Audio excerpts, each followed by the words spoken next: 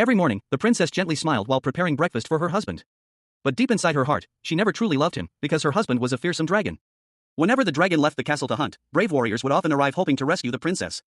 Many tried, but none succeeded. One day, a new hero came to the castle. Unlike the others, he had a clever plan. He quietly told the princess, "There is a way to defeat the dragon.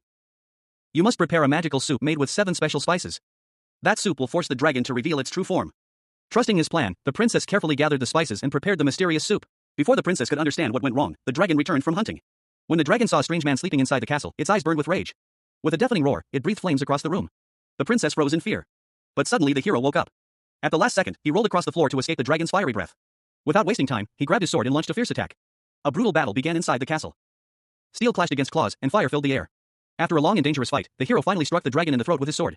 The terrible beast collapsed. Steel clashed against claws, and fire filled the air.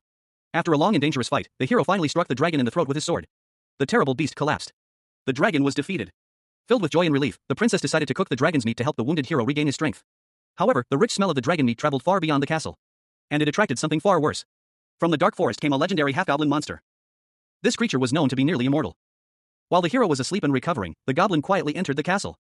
With cruel intent, it stabbed the hero straight through the chest. Then it captured the helpless princess.